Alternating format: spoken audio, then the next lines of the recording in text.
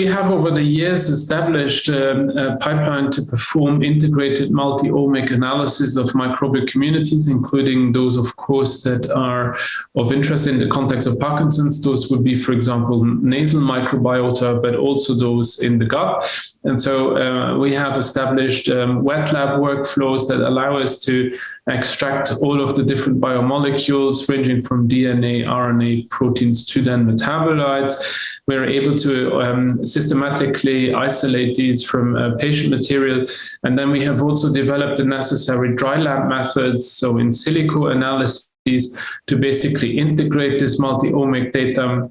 And what we are then able to do is we are able to scan through all of these different omic levels and see where there are clear and distinct differences between, say, Parkinson's disease patients and then healthy individuals. And what we have indeed found are a few differences, and I will be talking specifically about a small molecule that we have found to be enriched in Parkinson's disease, as well as a prodrome thereof. This is REM sleep behavior disorder.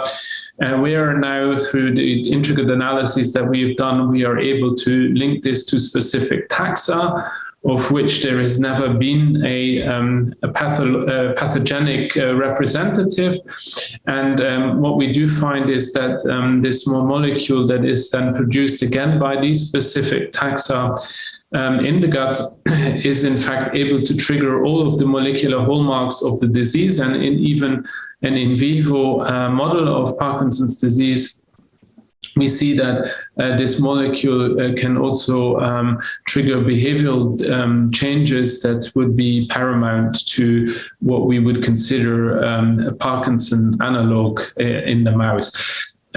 So the other aspect here is that, of course, what we want to really understand is mechanism. So I have already alluded to the fact that we have gotten quite a few mechanistic insights into how this small molecule may in fact trigger pathological processes culminating in what we would say would be Parkinson's disease. But also we want to, of course, understand such mechanisms at the cellular and molecular level. And it is for that reason that we have basically used our Humix platform. So Humix stands for Human Microbial Crosstalk.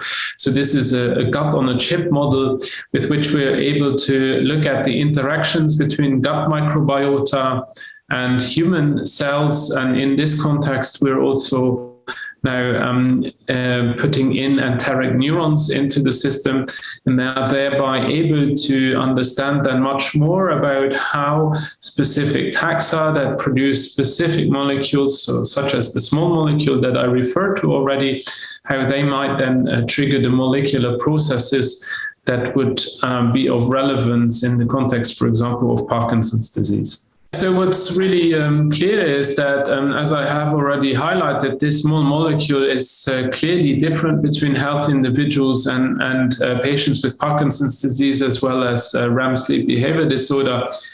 So this may indeed be already a marker for Parkinson's disease. Another aspect here, of course, is in relation to possible therapeutic avenues. I mentioned that it is produced by specific organisms in the gut. And there are actually ways whereby we could target these organisms from, again, a drug perspective or through diet modulation. Yeah, we have a lot of future research that we're planning on this topic. I had already mentioned experiments that we would want to do in using our Humix gut on a chip model. But also importantly, we would want to understand how, for example, changes in diet that would affect, based on our current knowledge, these specific organisms, how we could basically change diet in Parkinson's disease patients and see whether they might benefit from such dietary modulations.